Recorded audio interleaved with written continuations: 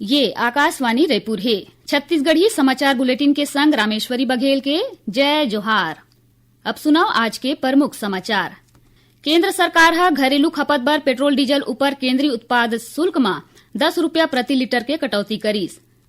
खेलो India tribal games प्रतियोगिता के आज तीसरा दिन है। आज छत्तीसगढ़ के 3 जन तैराकी खिलाड़ी मन पदक जीतीन।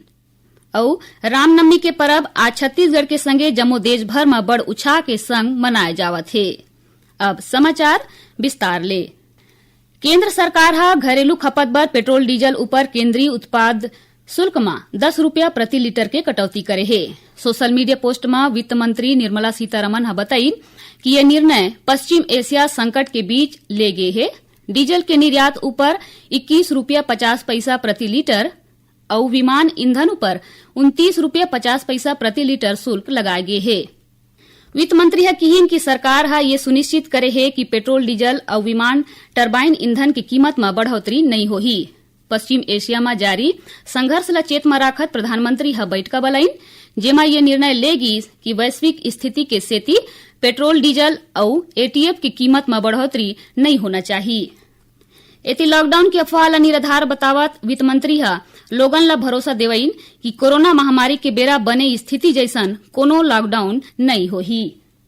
यही बीच मुख्यमंत्री विष्णुदेव साय हा केंद्र सरकार के पेट्रोल डीजल ऊपर केंद्रीय उत्पाद शुल्क में कटौती के स्वागत करीन है। ओमन एला ऐतिहासिक और जनहितकारी कदम बतावत किहिन कि ये निर्णय ले देश के हर परिवार, किसान, मजदूर और मध्यम वर्ग ला बड़का राहत मिलही। वैश्विक संकट के बेरा में घलो केंद्र सरकार हा आम जनता ऊपर बोझ बाढ़े ला नहीं देवत है।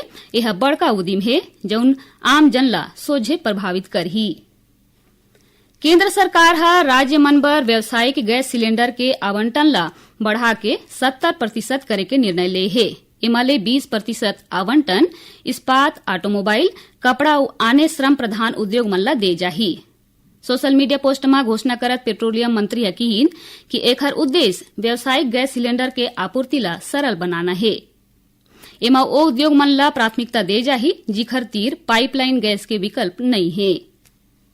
प्रधानमंत्री नरेंद्र मोदी आज सब्बो राज्य के मुख्यमंत्री ले पश्चिम एशिया संघर्ष ऊपर वीडियो कॉन्फ्रेंसिंग के जरिए ले गोठबात करही और तैयारी के संग योजना मन के समीक्षा करही। मिले जानकारी ले बैठका में टीम इंडिया के भावना ले जुड़े प्रयास मन पर जोर दे जाही।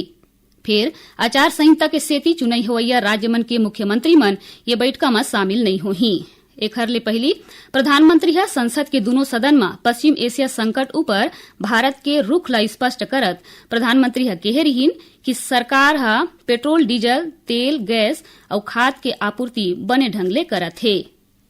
छत्तीसगढ़ लोक सेवा आयोग बछर 2025 के प्रारंभिक परीक्षा के परिणाम ला जारी कर दे है।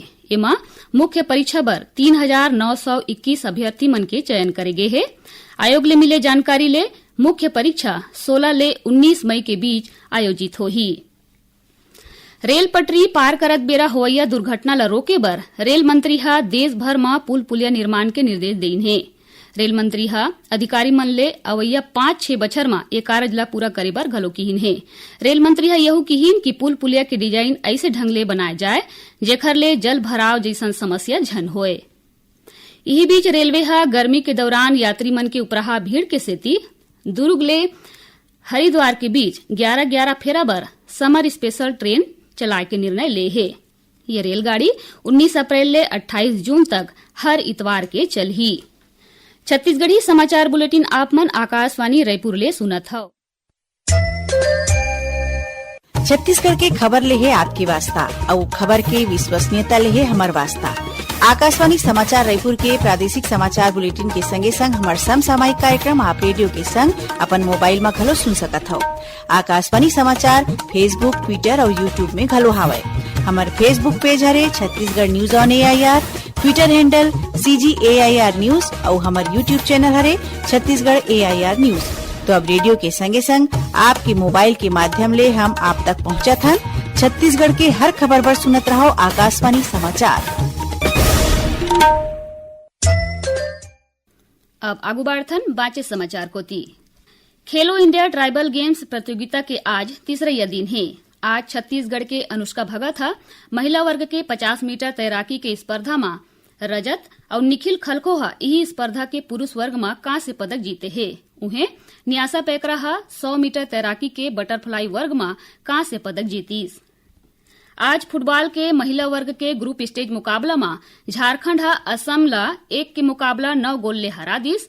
एक ठन आने मैच में गुजरात आंध्र प्रदेश ला 0 के मुकाबला 25 गोल ले हरा दे है। एकर अलावा आज रायपुर में वेट लिफ्टिंग और हॉकी के मुकाबला घलो होवत है। भारतीय खेल प्राधिकरण के उपनिदेशक मयंक श्रीवास्तव बताइन कि खेल कार्यक्रम की जानकारी सोशल मीडिया में घलो उपलब्ध कराए जावत है।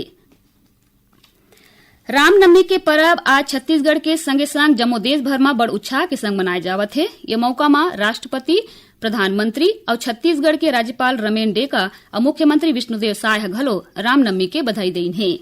रामनवमी के मौका में आज प्रदेश भर के राम मंदिर में भगवान श्री राम के पूजा पाठ करी जावत है। कतकोन जगह शोभा यात्रा निकाले जावत है। एती राजधानी रायपुर के दूधाधारी मठ में घलो भगवान श्री राम के दर्शन बर बिहने ले श्रद्धालु मन के जबर भीड़ उमड़े रहीस। यही बीच रायपुर के महामाया मंदिर के संग आने आने देवी मंदिर और शक्तिपीठ में पूजा पाठ करेगी। ये मौका में कतकोन जगह हवन पूजन, कन्या भोज और भंडारा के आयोजन करेगी। संगे संग बाजा गाजा और जस गीत के संग जोत जवारा घलो विसर्जन करे जावत है। रायपुर पुलिस 3 जगह अवैध कॉल सेंटर खोल के अमेरिका के लोगन ले ठगैया 42 जन आरोपी मन ला गिरफ्तार करे है। पकड़े गए आरोपी गुजरात, उत्तर प्रदेश, राजस्थान, बिहार, मेघालय, हरियाणा और पंजाब के रहैया बताए जावत हैं। आरोपी मन के 2 सरगना गुजरात में बैठ के सब्बो गिरोह के संचालन करत रहीन है। आरोपी मन ठगी की घटना ला अंजाम देबर चीन के आरोपी मन ले मदद लेवत रहीन।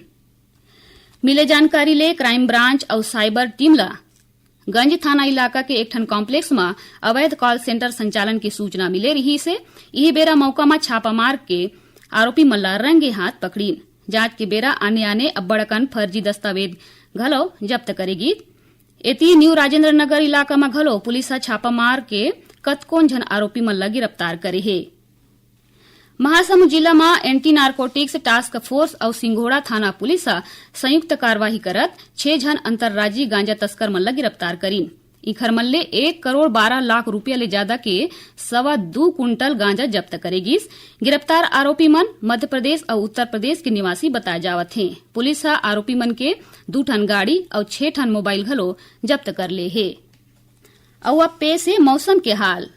मौसम विभाग के अनुसार अवैया 24 घंटा में प्रदेश के कतकोन जिला में थोरकिन वर्षा, गरज चमक और अंधड़ चले की संभावना है।